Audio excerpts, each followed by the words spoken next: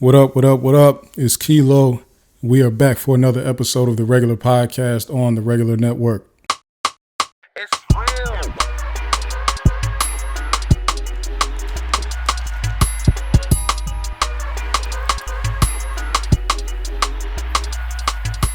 What's good, y'all? What's good, y'all? We're back. You know, it's another week, another strong, solid week of happenings in the culture, in politics, in education, in race, in sports. You know, I'm not here to talk about all of it, but I'm going to talk about a few things. You understand? Shout out to y'all for coming back to view this podcast once again.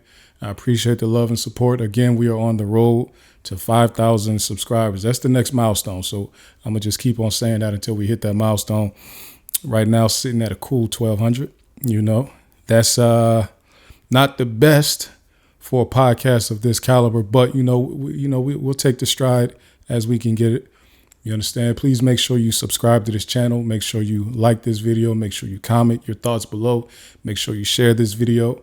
Make sure you hit the notification bell so that you can get alerts anytime we drop content. Again, we try to keep something rolling and flowing every single day. Something new should be dropping. If not new, at least in clip form so you can digest it in a smaller package. You understand what I'm saying?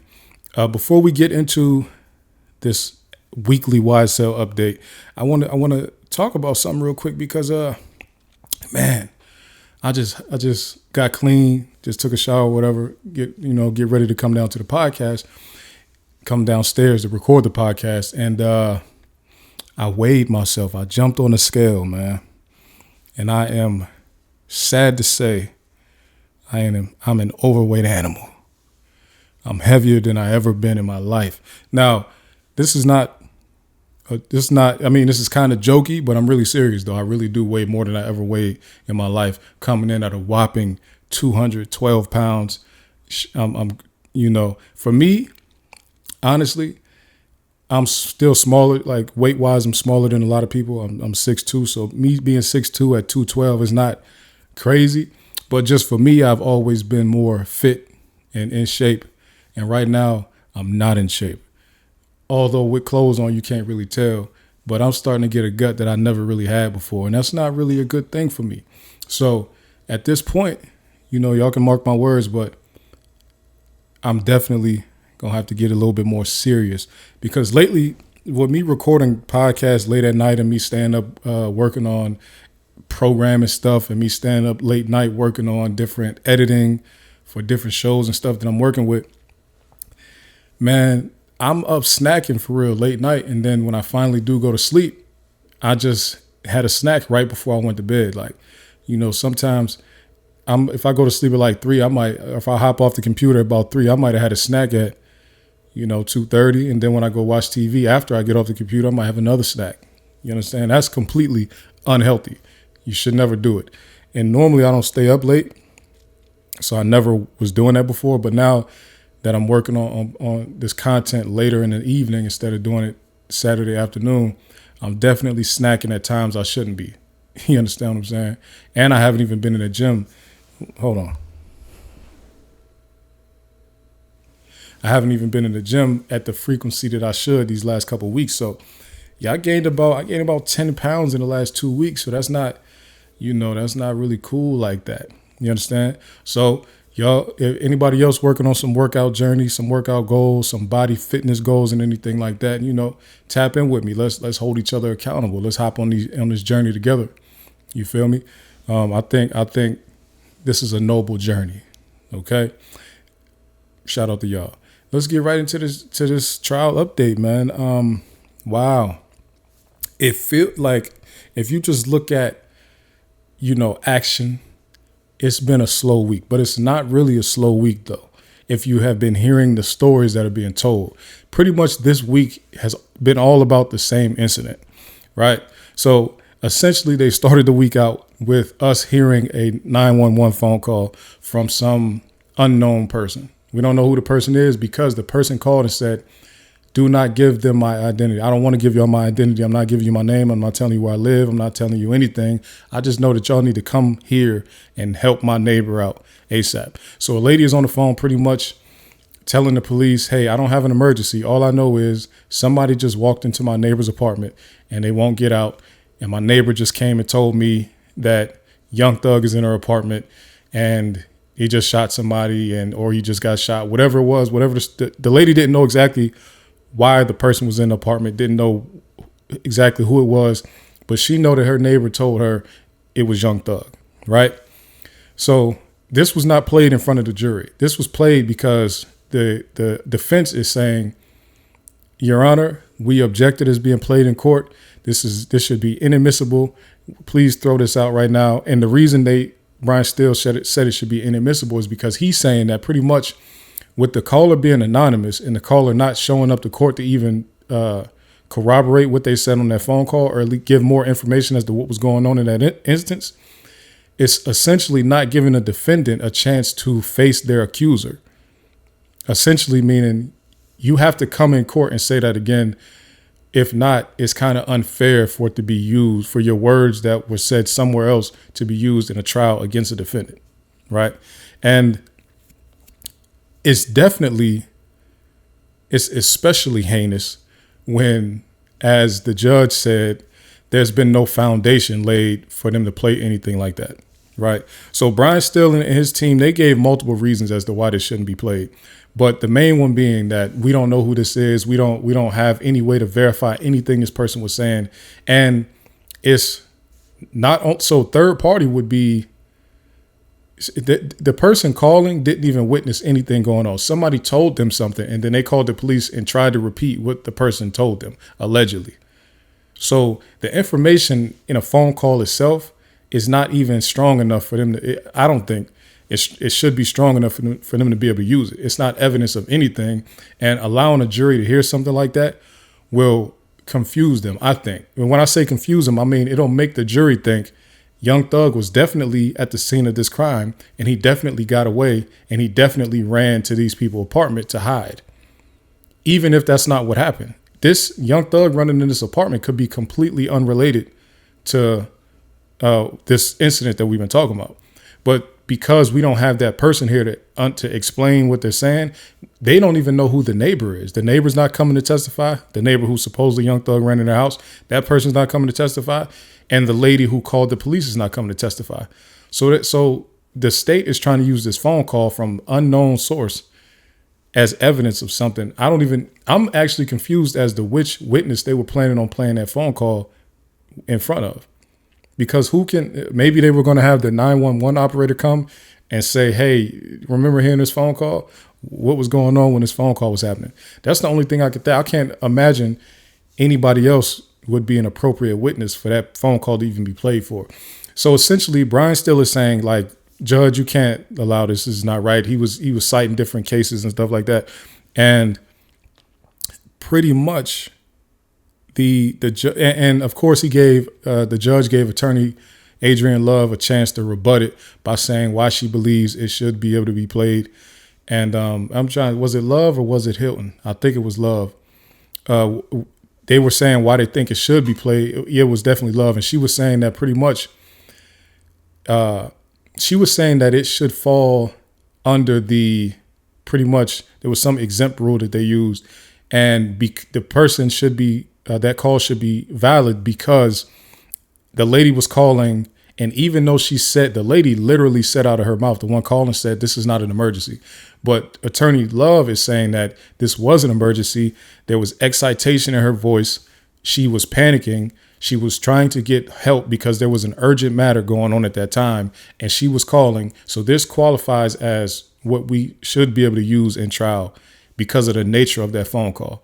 The judge is saying, nah, I don't really agree with that. Like, she doesn't sound like she's panicking at all. She just sounds like she's trying to get her information out and remain anonymous, which is what she was doing. Again, she also said it was an emergency. The judge is saying, I can't just take your word for what she said or your interpretation of what she said, Miss Love. I have to take her words at face value because literally nothing is happening for me not to take her at face value. So, but then it's funny because then the judge didn't say, I'm going to make this inadmissible. He said that he agreed pretty much with Brian Steele, but he's saying, but I'll hold out on making a ruling on that until I hear more information. And I'm just like, see, this is what I mean about the judge being biased in this situation. Hold on. The judge being biased in this situation, because why are you not ruling on that right now when you just said you agree with Brian Steele that this is hearsay at best. This is really almost irrelevant to this whole case, even with them having this incident that happened. Okay, so they started the week out arguing about that. And the judge said, give me some time. I'll rule on it when it's time for you to use this tape, this recording, and we'll figure it out. Pretty much the judge is, again, giving the state a chance to, get their ducks in a row to make some strange evidence relevant in this case. And everybody could see that. That's not me leaning towards Brian Steele or Young Thug's side. I'm just saying the judge has clearly been doing stuff like that with this halfway evidence that the state is trying to use. So that happens, and then let me look and see who they. Okay, again, they were off on Monday. They came in on Tuesday, and they talked about that. So then let me look. I'm looking at my notes right now. Okay, so here we go. Okay, so sorry, I had to look at I got notes up on the TV now, so I can try to keep up with what's going on in my head.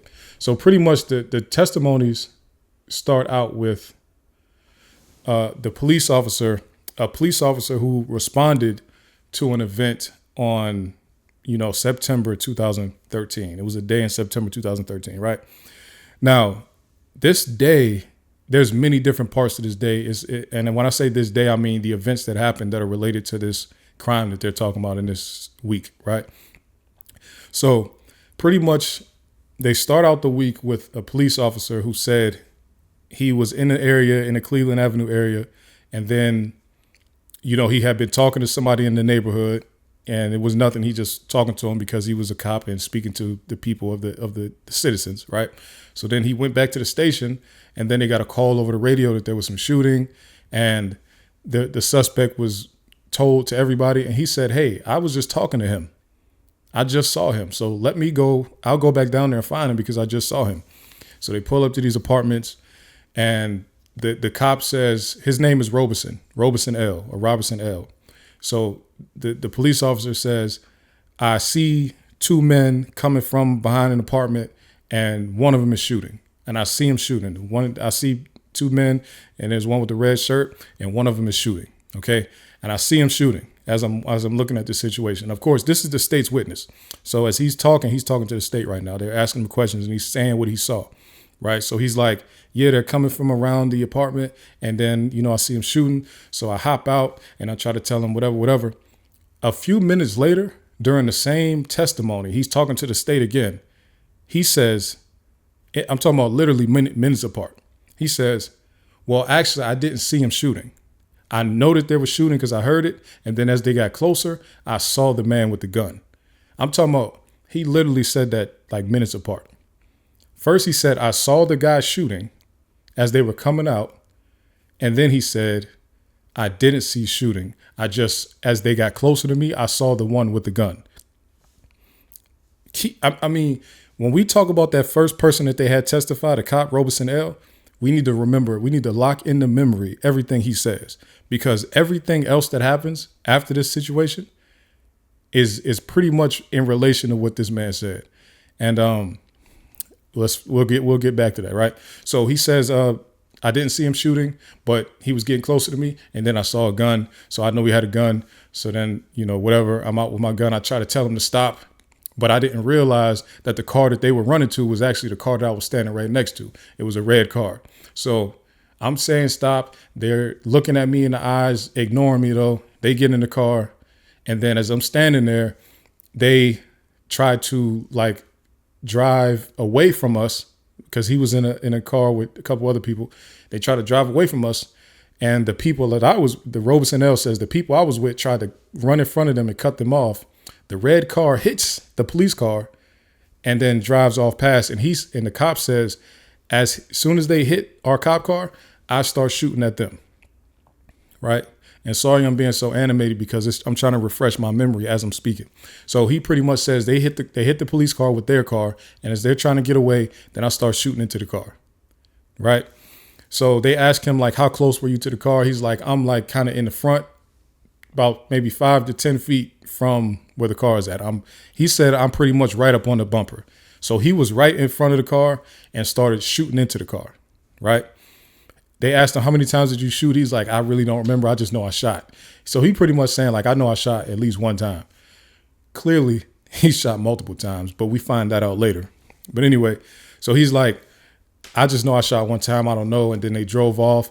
And then he's like, I was outside the vehicle, outside the cop car. So as the red car with the suspects in it, as they drive away, our cop car, which is an unmarked car, like a blue Taurus or whatever, our cop car follows after that vehicle and pretty much left him there, pretty much at the scene of where the shooting happened, right? So then he says like, yeah, I saw them go off, and then like the car kind of just like disappeared out of my sight, and I don't know what happened to it. And then I seen the police car kind of follow him, and then so he pretty much is saying like, then once they drove off or whatever, then he walked over to where everything had happened at. And listen, this scenario, this thing that happened is a very traumatic situation for everybody that was involved. And we're going to go through it, and we're going to talk about why it was traumatic for everybody involved, right? Okay, so the cop just said, I just shot into the car and all that. And then essentially they kind of fast forward because he wasn't really involved because he had been left back at the apartment complex. He got back involved later on, and they pretty much said like, now investigators are there and they're trying to figure out what happened. And because I guess anytime in Atlanta, and I don't know if other jurisdictions do this, but in Fulton County and Atlanta PD, when there's a police involved shooting, which either police shoot somebody or somebody shoot the police, but mostly I guess when the police shoot at somebody, the homicide detectives come. Even though nobody was killed, I guess homicide is the ones who investigate and make sure the police officer didn't commit a crime when he shot at whoever he shot at or when he shot somebody, right? I thought that was pretty interesting, but maybe homicide has the best detectives in it, so maybe they want only the best of the best investigating it, I guess. I don't know, but I thought it was interesting. Okay, so, you know, they move forward. They say, hey, they kind of quarantined me off to the side and like asked me questions about myself. They separated me from the people I came with because when there's an officer involved shooting, they separate everybody and then they ask questions. I guess that's also a good tactic because you want to make sure they're not coming together, huddling up saying, let's get our story straight type of thing. So they did it. They did what they could right there. Okay, so essentially his testimony is what it is. And then, of course, like I said, the witness killer, Keith Adams, comes up there and does what he does pretty much. Now, this is why I say Robertson L's testimony is so important. Keith Adams comes up there and it sounds to me like Keith Adams is trying to paint a picture of this cop did something dirty that day. I don't know if Keith Adams has some type of inside information. I don't know if one of the defendants told him what happened and said, hey, question him like this because we didn't do what he said we did. He started shooting at us for no reason. The way Keith Adams is questioning this cop is like he knows that the cop started shooting at them and because he just felt like starting to shoot at them because it seems like it didn't happen in the order that police officer says it happened in. So Keith Adams comes up, he's asking him like, so where you say you were standing at when this happened? He's like, he said where he's standing. He's like, so you said that when you hopped out of the vehicle, when you hopped out of the police car, the unmarked car, you said it was still kind of rolling a little bit, like the car was in motion when you hopped out. He was like, yeah.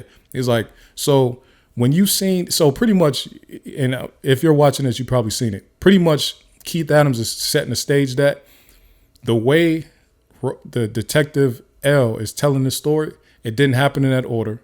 So he's setting the stage to say this cop is lying. I guess he just wants the jury to understand that this man is lying about his story so that they don't deem him as credible. Because even after watching him and then seeing the people come, other cops that were there at the scene tell the same story, it looks like Robertson L. I'm sorry, I keep on saying, I don't remember if it was Robertson or Robinson. It sounds like he's lying. And it sounds like the reason he lied is because he shot people and he had to protect himself from criminal charges as a police officer because he was investigated. So, and Keith Adams seems like he has some information. To me, that's what it looks like. Seems like he knows something about this scenario. So then, okay, we get him out of there. Then the next person they bring in, which I think it was very interesting that the order at which they brought in people to testify about this incident, because to me, it looks like the state is trying to have this whole story be jumbled up so that the jury doesn't remember anything but the major pieces. There was a shooting, there was a car crash, and some people were hurt, and we arrested 4 men. One of them had long hair. One of them was heavy set. Like it seems like they only want people to, they want the jury to only remember the big pieces, because they're interviewing, they're direct examining people, not in the order that everything happened in. So they brought the police officer in that did the shooting. And then after that, they bring in one of the police officers that saw the car crash. And then after that, they bring in the man whose car it was, the red car, whose car it was that was stolen. And then they bring in one of the other police officers that was with the lady who saw the crash. It's all over the place. And I think they're doing that deliberately. I don't know. Of course, they have to go by when witnesses are available. But we talking about a day apart. So to me, it looks like they're jumbling it up for a reason. Okay. I think they're jumbling it up this way because they don't want, if a jury can sit there and put everything together in order because they heard it all in order, I think they'll get the idea that the way that the police officers are telling the story does not make sense as to what happened. I don't know. That's just me. I can't tell, but it is definitely strange, right? So then they get the young lady officer in who's not even an officer anymore. She was brand new when this situation happened. She said she had been on the force about 6 months. She was actually training. She was in the car with the person that was training her on the job, right? So it pretty much comes into the story at a car flew over her head. So she was in a parking lot at a laundromat and they were up against a retaining wall, and that retaining wall has land in a house above it. You know, if you know what a retaining wall is, so it's about probably 7 to 8 foot retaining wall. And then there's a house up at the top, and they're in a commercial parking lot at a laundromat. She says a car comes flying over top of their police car. It lands and then it crashes into the building. So the car that flew over her car, crashed into the building, was that red car that I just told you that Robinson L was shooting at. So car comes flying over, crashed into the building, and now this young cop gives the story from her perspective. So on direct examination, the state is like, you know, what happened? She's trying to tell it, but she pretty much is like, I can't really remember what was going on. So they say, can we show you your report that you gave that day, your statement that you gave that day to refresh your memory? She's like, yeah, okay, cool. Also, sorry, another big thing that kept on coming up was there a woman at the scene of the crime? Pretty much, was one of the people in this vehicle a woman, right? That keeps coming up. Okay, so let's go forward a little bit. So, of course, they keep on asking this young police officer, like, did you see a woman? Like, she's like, no, I saw 4 males crash into the building, get out of the car, and try to run, right?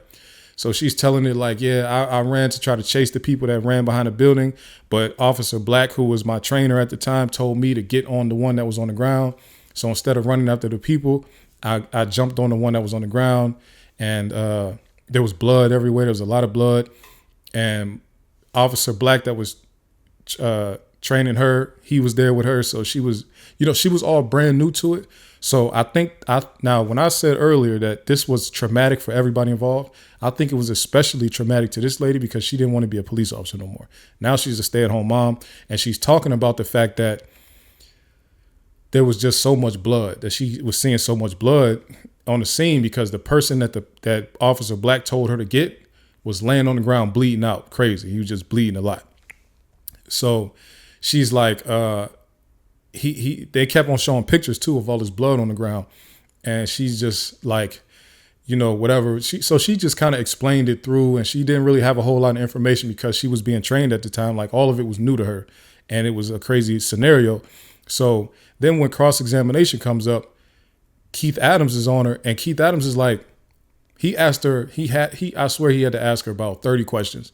She was like, I don't remember. She didn't remember nothing, which is why I say traumatic, because if you know, trauma can evaporate your memory. Like you can be in a situation, different people respond to trauma different. Some people, they are so shell shocked by what happens, it erases their memory. They don't remember nothing. They don't remember anything that happened. The only reason that this lady remembered is because the state showed her statement to refresh her memory. But even then, she still does not recall pretty much anything that happened. Everything that Keith Adams was asking her, did you see this? What side of the car did they get out? Who was wearing what? She didn't remember nothing. right? And so pretty much Adams made it so like, okay, well, only reason you up here talking is because the state literally gave you this information from that statement. Like, you don't know anything. You don't remember anything. And you didn't even see what happened before the car flew over the thing. So all you knew was that you were chasing somebody that tried to run. So really your testimony here, like, is fine because you did see the car crash and you saw people try to run, but you really don't know anything that happened with the crime that was being investigated, right? All you know is you've seen people fleeing, right? So that testimony meant nothing really. And and I'm saying it meant nothing, but it didn't add much value to what was going on. Okay.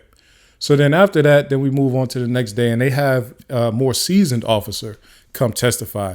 And this young lady who's a seasoned vet now, she said she was like 34 years in. I guess she's an investigator now. She didn't want her face to be shown. She's pretty much she was one of the police officers that was in the car that Officer L jumped out of and started shooting at. And she was emotional. She was nervous and anxious, but she was emotional the entire testimony. Again, why I keep on saying that day was traumatic for all of these people involved. She was so emotional about that day. Soon as she got on the stand, and she's introducing herself and all that, saying who she is and what kind of work she does, her voice is shaking, like she's holding back tears pretty much the entire time. Even when she talked about that day, she remembers that day so vivid because she's like, I actually put on heels that day to go to work. And they like, why? Because she started like almost kind of crying when she talked about putting on heels. And the prosecutor's like, what made you get choked up like that? And she was like, pretty much because so many people think that if you're a woman cop, you pretty much need to be like a dude. So I just wanted to like make myself feel good that day. And I put heels on. I actually wore heels to work.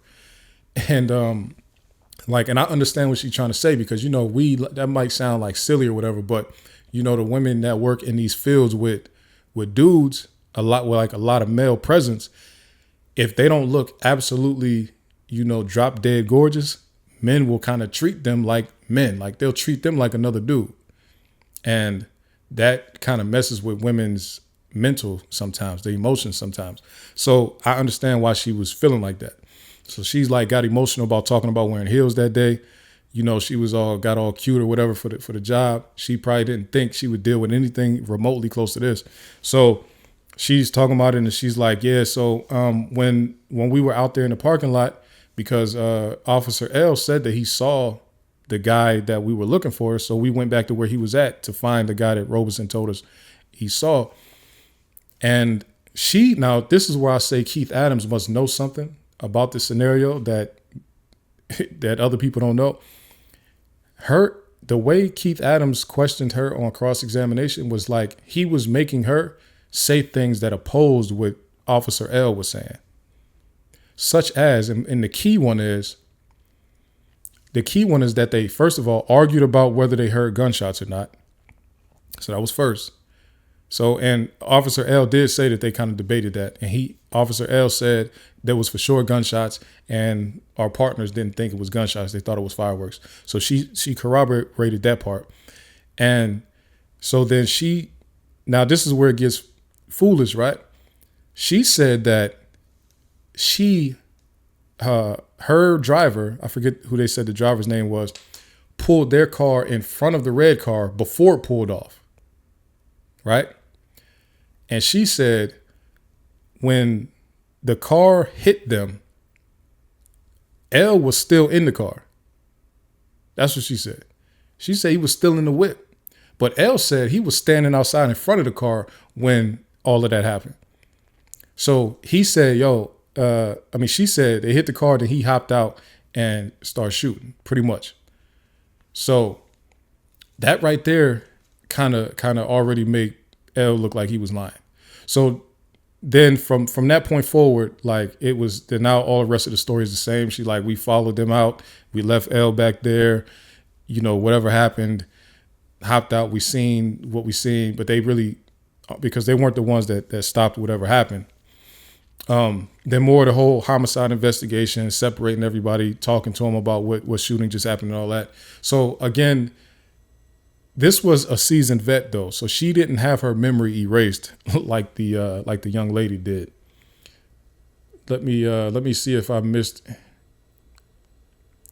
Excuse me, y'all. Excuse me, y'all. Give me a second. Okay.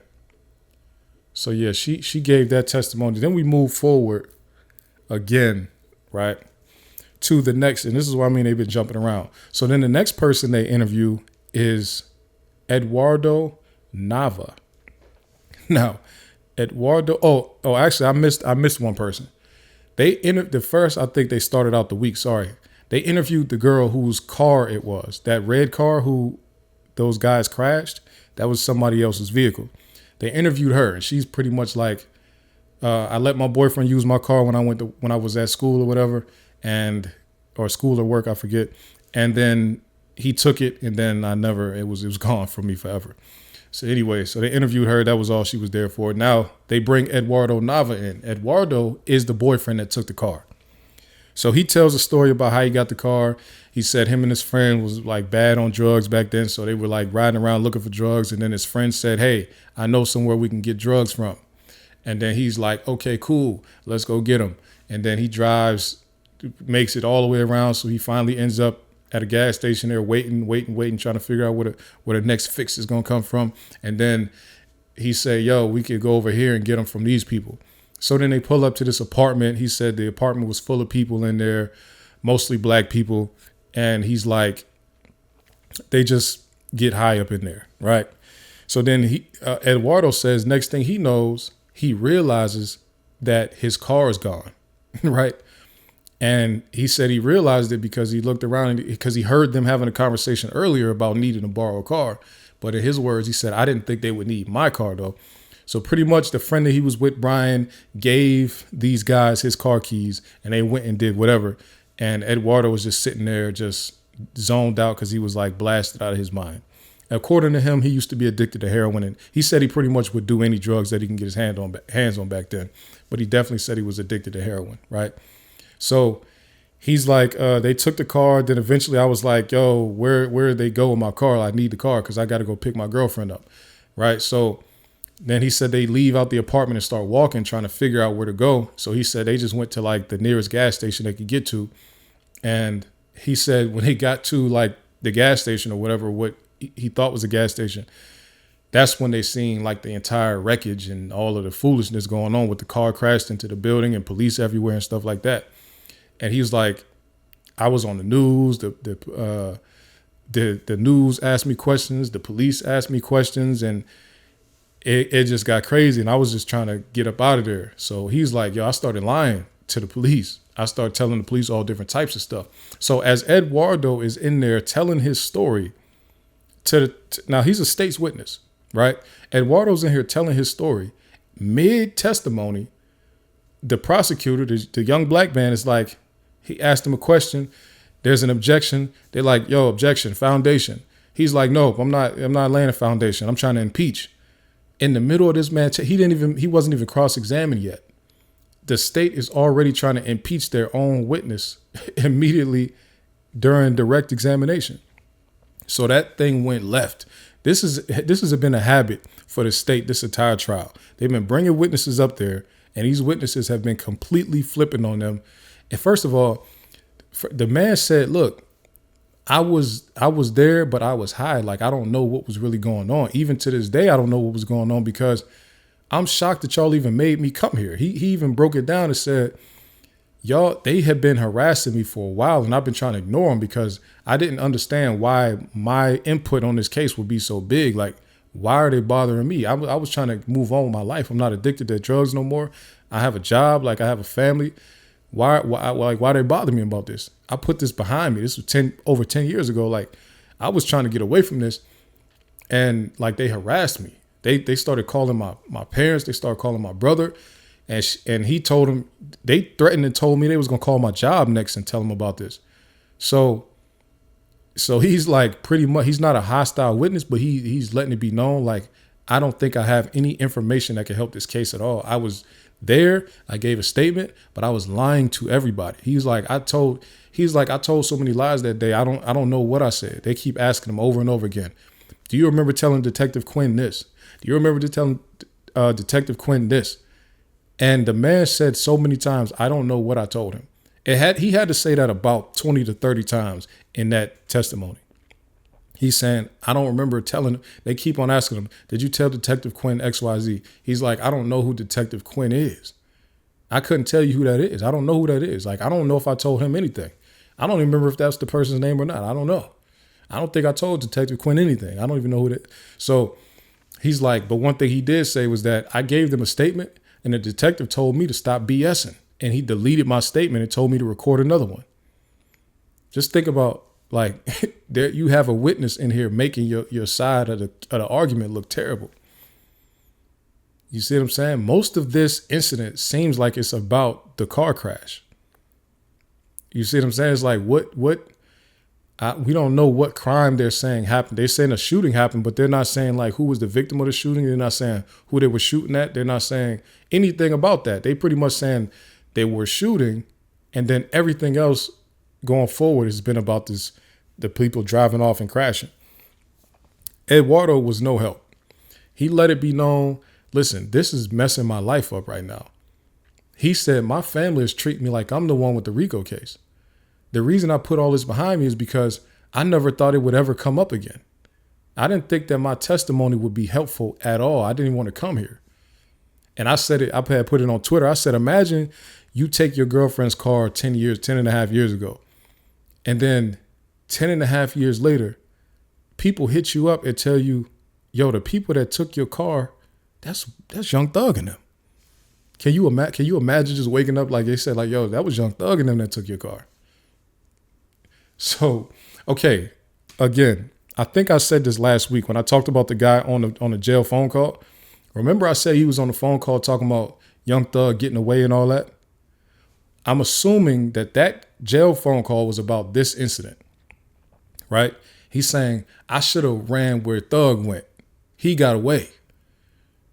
You know what I'm saying? So and that's the reason why that 911 call is so important to the district attorney or to the prosecutor, right? Because that phone call from jail and that phone call from that 911 call are the only two pieces of evidence putting Young Thug at that scene. And really, that's not evidence. That's just people just running their mouth and saying stuff. Well, the one guy who was in jail, that's because he was actually there. He claims to be one of the people that was there when they say DK shooting at the police or he was shooting at whatever happened. He was actually there. But they would need him to come testify to what he said in that jail call, right? That's first. Secondly, the other person didn't even see it at all, so they can't really testify that Young Thug did anything. But again, the state has been having such weak arguments and weak evidence this whole time. The fact that they have a shooting incident this major with all this traumatic stuff happening, and the only evidence that they have a Young Thug being there is a jail phone call and a 911 phone call with an anonymous caller. And they didn't even say Young Thug was there. They just said Young Thug was in my neighbor's house. That's the closest evidence that they have to putting Young Thug there. So once again, this is one of these things where they're painting this grand picture. But when you really step back and look at it, the evidence against YSL and not YSL because the other guys did get caught, but the evidence against Young Thug in this situation is very minimal. It's actually, we wouldn't even call this evidence. What they're showing, we wouldn't even call evidence. It's them fishing for something. And instead of handling this before they did an indictment and saying, is this worth charging him with this? Instead of handling it then, they're trying to handle it in the middle of the trial. They're trying to find somebody who can at least give them something in the middle of a trial instead of doing this investigation prior to this whole thing. And I talked about that before. We know what that's about, right?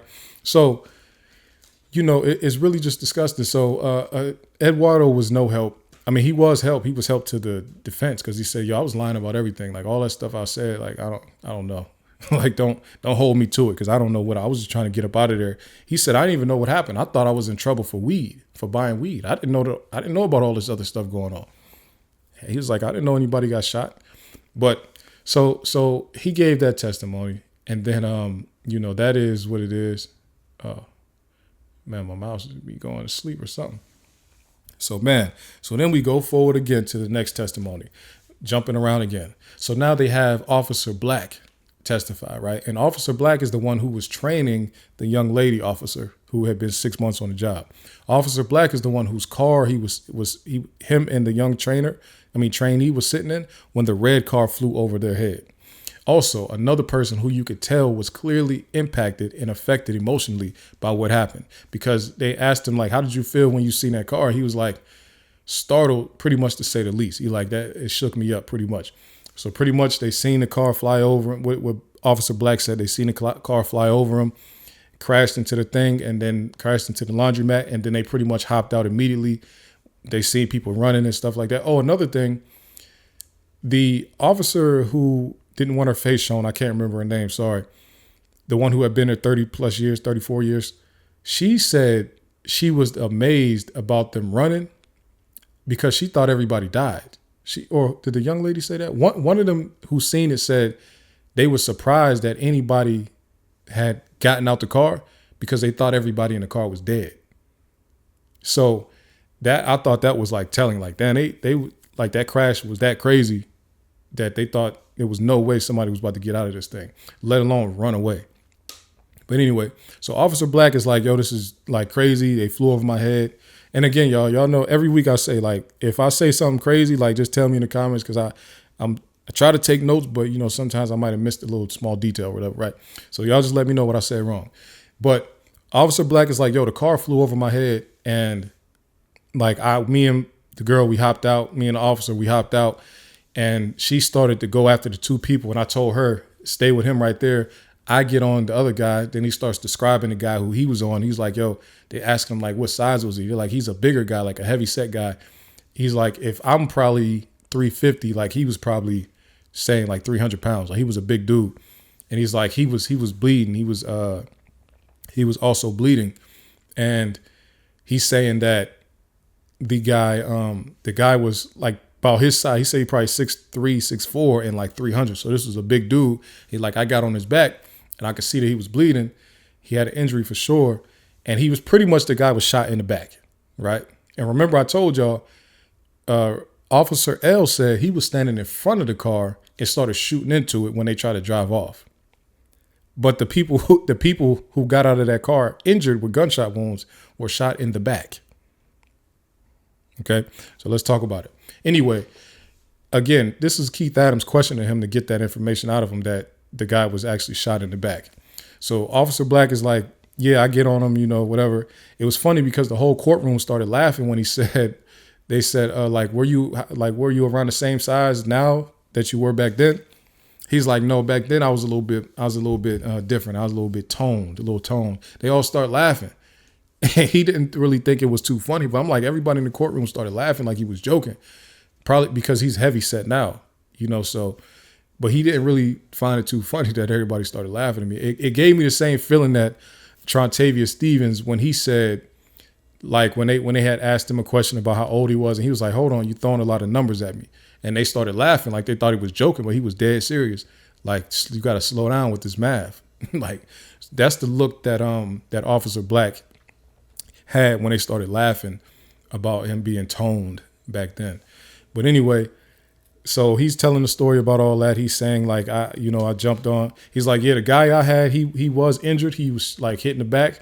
But the guy that, the younger officer, he was actually bleeding out crazy. Like, he had a lot of blood coming out of him. And she said that the guy was on the ground pretty much begging the officer not to leave his side. Like, she said he was, Officer Black said the guy who was on the ground bleeding was actually holding on to her legs, begging her not to walk away from him. But maybe he felt like he was dying. So he's like, please don't leave because, like, I'm dying. Like, please help me, or whatever he probably was saying. There's no telling. Everybody ended up surviving that, but I don't know who was actually shot like that. So I guess we're going to find out more and more as it goes on. But he was pretty much begging, like, please don't run off like that. No, actually, oh yeah, where you say was shot in, one of them was shot in the pelvis and one was shot in the back. Okay. So he's begging, you know, please don't leave or whatever. And, you know, then they move on to giving Detective Quinn's statements and all that. And it's funny because they keep on talking about Detective Quinn. And I haven't done any research on why Detective Quinn is such a hot topic in this thing, but he is, right? So I guess we're going to find out, and maybe I need to do some research on Detective Quinn. I don't know if it came out later that he was dirty, or I don't know if it came out later that he was like a hero or something. Something is going on with him that they keep on bringing him up. Every single person that they question, they have been bringing up Detective Quinn, right? And Detective Quinn is now, he's one of the partners of the guy who they interviewed next after Officer Black. And his name is Vincent Velasquez. Right. Shout out to him because he's not a police officer anymore. He said he did his time as a police officer. Now he owns a security consulting firm. He works with the Atlanta Hawks. He does high-end security services now. So shout out to him for using his police officer training to advance his life further. He looked like money when he came up there. I'm not going to lie. Before he even said that he was retired, I'm like, this dude is definitely doing something new with his life. I said in my head, he must be doing some kind of consulting. And then he actually said, yeah, I'm in consulting. So security consulting. So he gets up there and says, like, he gives a rundown of his background and everything. And he says he ended up being a part of the homicide unit at that time. So he was a homicide detective. And like I said, because it was an officer involved shooting, he was called to this event, to this incident, because a police officer ended up shooting somebody or shooting multiple people, whatever. So he was called there. He said Detective Quinn was actually next up. So Quinn was the one who was the lead detective in this whole situation. So that would be a reason why they keep on bringing up Detective Quinn, but it still doesn't really make sense why they're bringing him up the way they're bringing him up.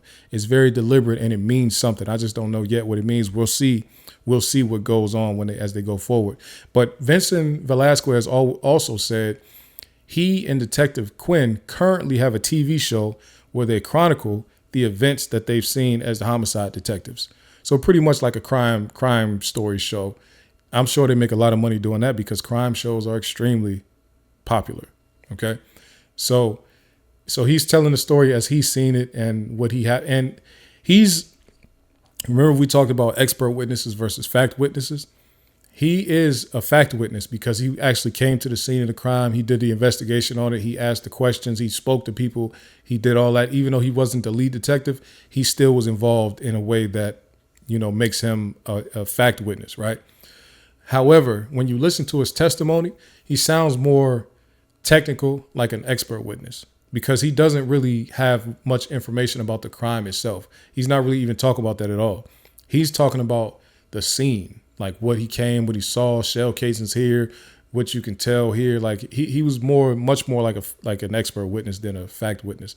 But either way, he was there to tell the story of, I came and also that testimony was on Friday and it was a half a day. So they didn't get to finish with him. They'll be back on Monday with him.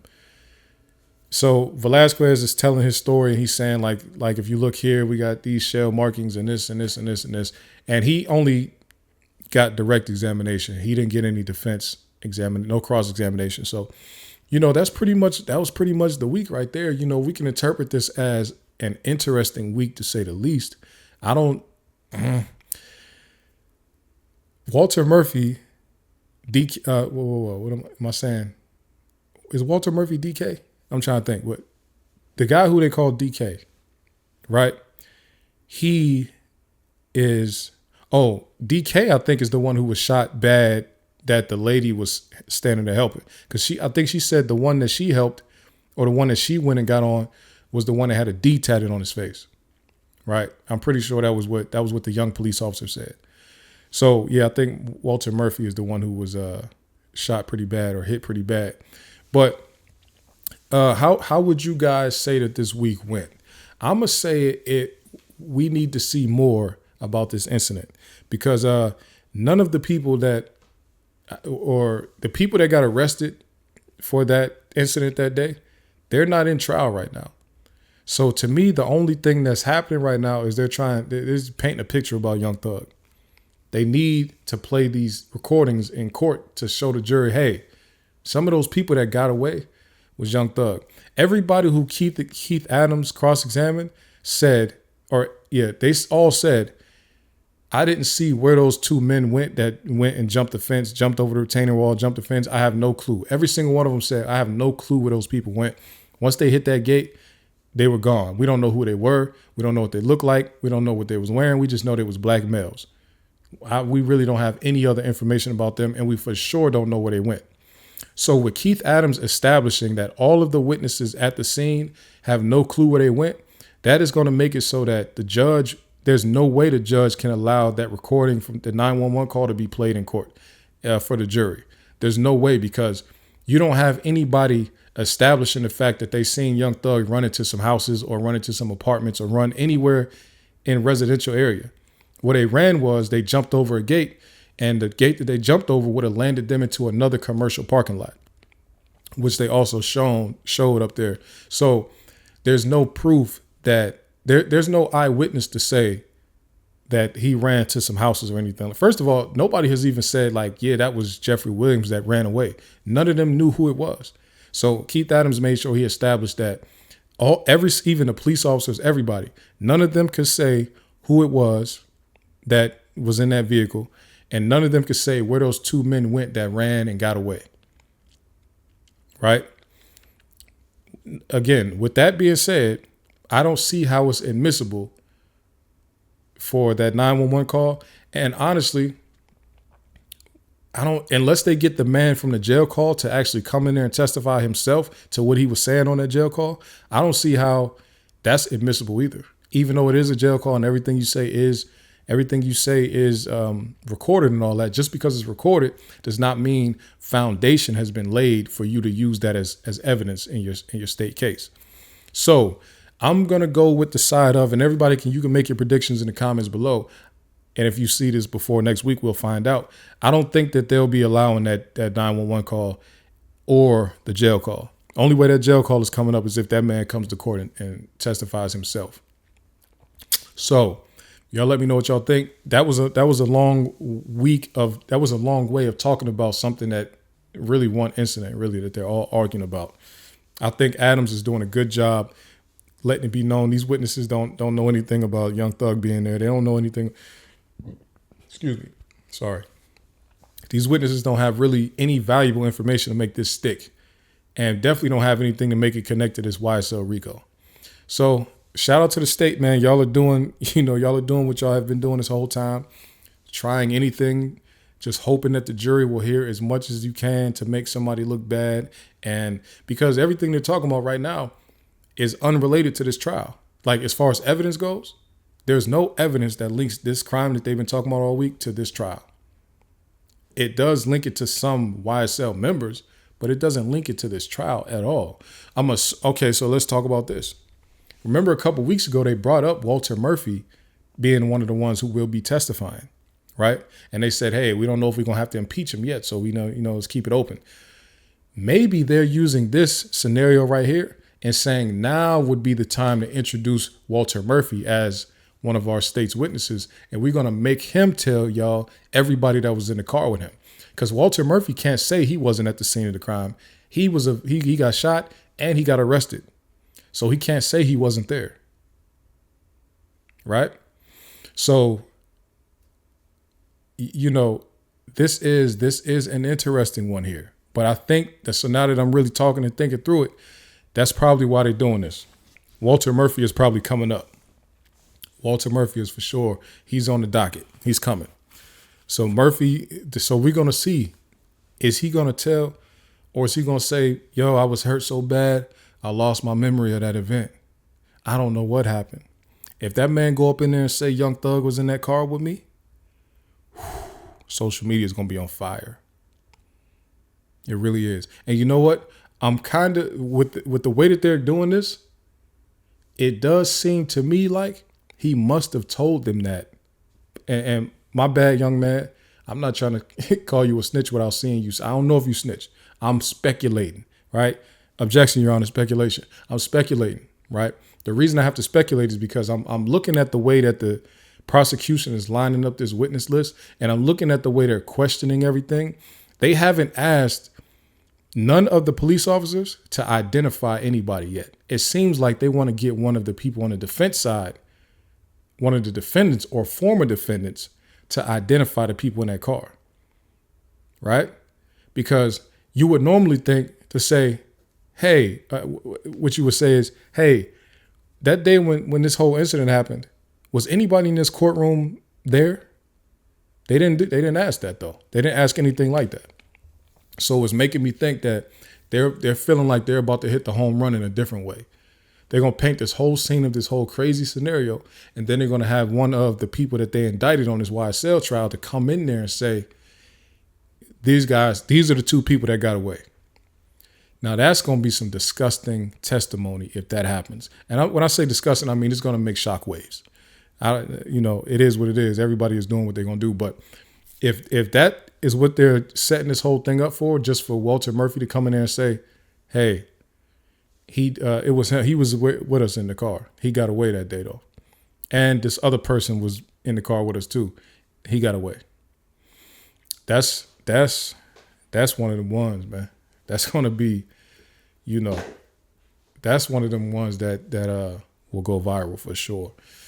So let's move on, man. They also was arguing about some court records or some criminal records about somebody named Bean that they want to testify. And Brian Steele is like, yo, we've been asking for these records and they haven't given them to us. And then the attorney Hilton is like, hey, we've been trying to get the records too, but our records department is moving and we don't have access to it. And we asked them for it, but they didn't have it, whatever like that. So the judge is like, look, until y'all get that, this person won't be testifying. Don't even worry about it. You need to get them this, and you have to give them some time to review the records before anything like that, right?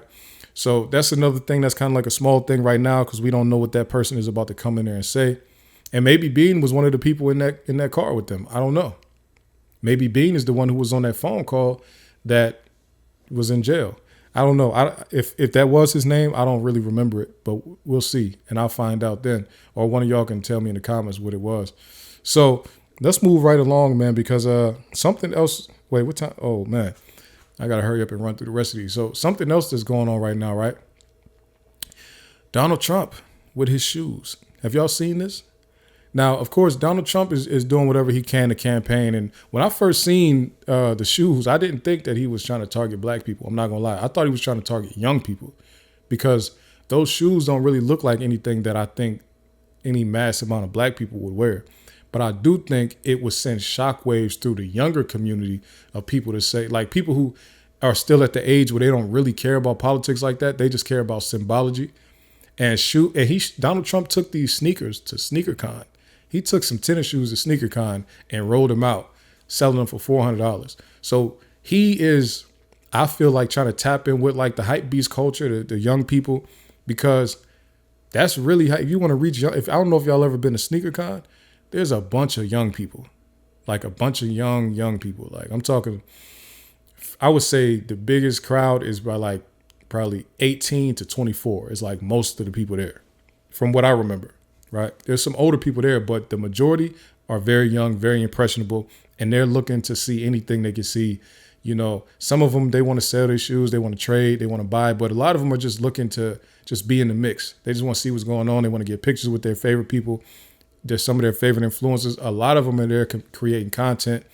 And so Donald Trump popping up to SneakerCon with these $400 gold shoes with the red, white, and blue theme to the back of them and all that. I didn't take that as he was coming for black people. Honestly, I thought young, but other people are interpreting it like he's about to win the black vote now because he has done the unthinkable and he has created a shoe, and now the black community is going to get behind him because black people just love shoes. Like, can you imagine?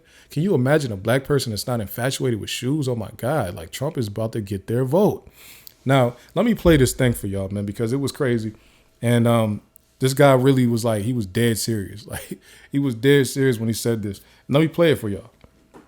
Let me play this. This man was seriously saying that Trump is about to get our vote because of the shoes. Listen here. I was on social media last night. Very interesting. As you see black support eroding from Joe Biden, this is connecting with black America because they love sneakers. They're into sneakers. They love this is a big deal, certainly in the inner city.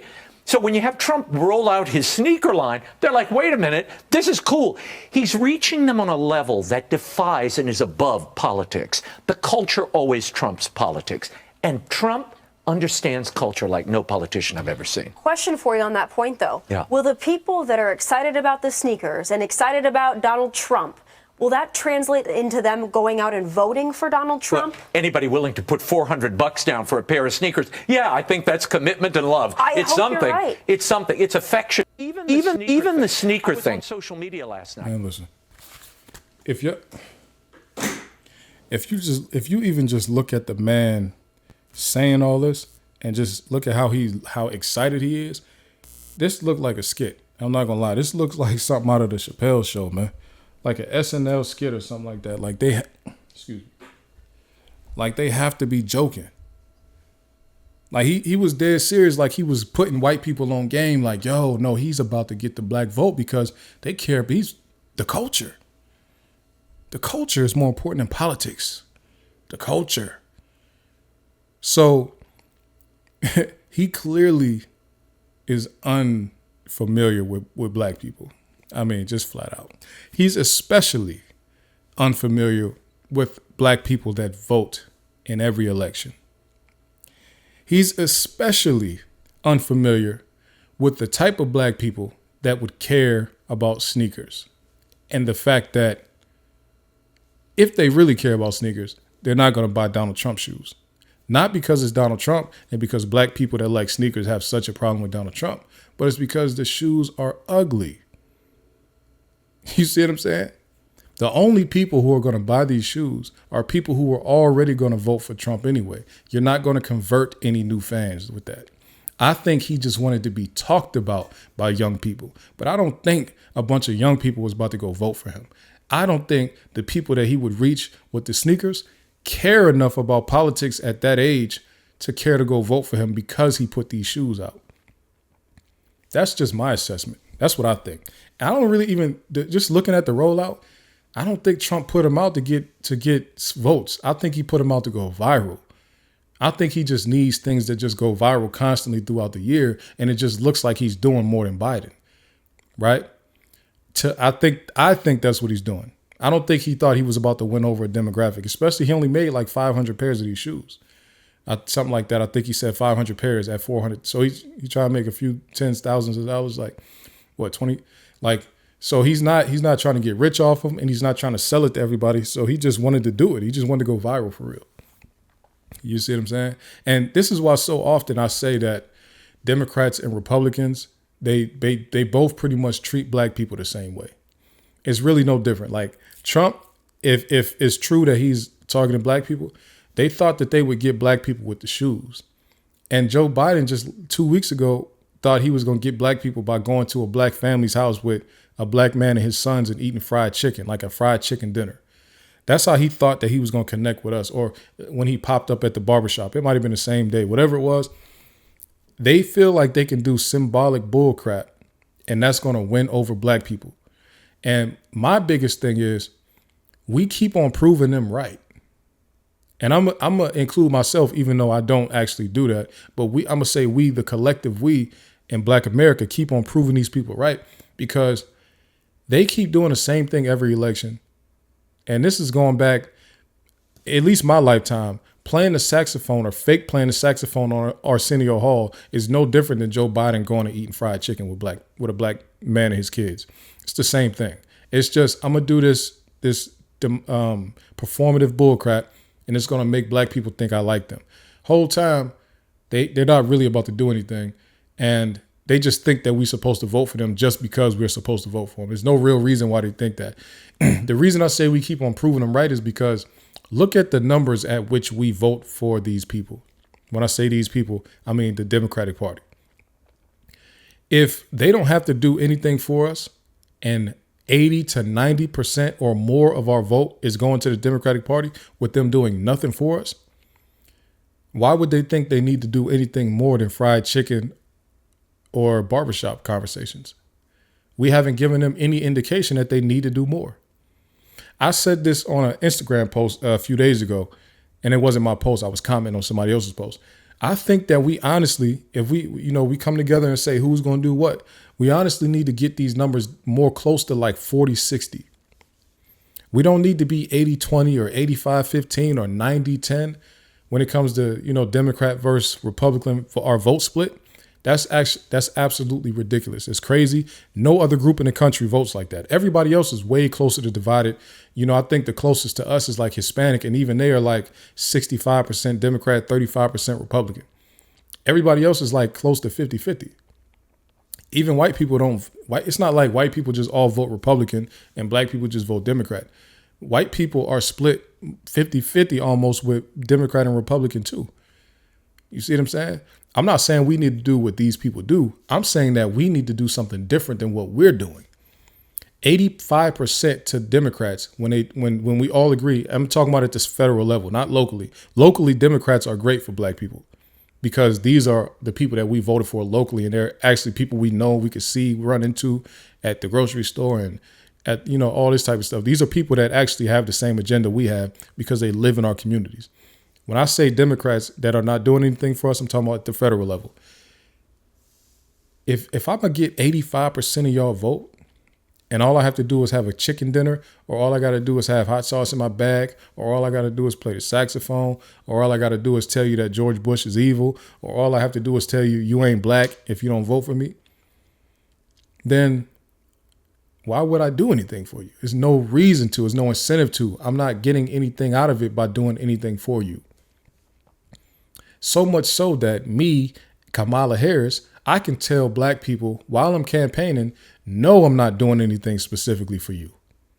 I can straight up tell black people that and still expect y'all to vote for me at 80+%. And we still did it. So can we really, we can't really call these people out until we are really prepared to do something about it. We can't just say, hey, stop doing that. Stop doing the symbolic stuff for us if we're not about to make some real action. 85% for Democrat, this just does not make sense. We need to figure, let's get it closer to 60-40. Let's get a 60-40 split. I'm not telling you who to vote for. I'm saying let's change the numbers up. Okay, that's all I'm saying. Let's change up the split. 60-40 is where we need to be to get some action. The Democrats was willing to do the most for us when they was trying to convert us from Republican voters to Democratic voters. This was 60 years ago when they wanted to take us, they wanted to actually take us from being Republicans 60 years ago. They actually had to do things that was going to affect our everyday life. Desegregation in the schools, desegregations in public facilities, civil rights legislation. They did that because they were actually trying to convert us to their voter. They wanted to make us part of their constituency. They wanted to make us part of the people who vote for them, right? That's the only way that they're going to do something for us. And that's the reason that they do things for these other people. They want to help these migrants out and they want to help them become citizens because they think the people that help them become citizens, it will make, all right, so you'll vote for me now. If I help you become a citizen, you're for sure going to vote for me. I don't think it's going to work like that. But, that's what they're thinking. So they're not thinking we don't have to do anything for black people. We have them locked in at 80%. We don't need 100% of the black vote. 80% is enough. 75% is too much, but 80 is crazy. All right, so that's really how much time. How long we been on this puppy? I don't even know. Let me see. I ain't gonna man. Look, I went actually candle shopping today, y'all. I went candle shopping. I'm done talking about Trump, and I'm done talking about Trump and Biden and politics. I'm tired. It's about time for me to get ready to start live streaming. But I went candle shopping today, y'all, because look, I'm a big fan of candles. Right. So I want to just show y'all, because the place I like to go, there's an abundance of candles. You understand? Or the kind that I like anyway. So I just want to show y'all, just give you a little bit of me. You know what I'm saying? Show you that I like candles, and I want to show you what the candles look like. Okay? And what they smell like. I'm going to tell you what they smell like. Give me a second. All right, y'all. So Pete. This is what we got here. So here go the first one, right? It's a big pup. Storm. Tangy tangerine. Fresh guava. Green grass. Soy joint. Love it. I don't only like the ones that they consider masculine or whatever. Like, I don't want to just be smelling like cognac and cigar smoke or whatever, or leather and cigar smoke and all that. I mean, I like different scents. You know, ocean and sea salt. It's another good one. I bought two of these. The joint's so right. 2 of these. I got another one burning right up here in front. Can't even see that. What we got here? Sandalwood and musk. So I guess some of the masculine more smelling. I do like them. Oh yeah, that's crazy right there. That's a crazy one right there. Vegan soy wax. That's a crazy one right there. What else? That's another one of the ocean sea salt pups. What else we got?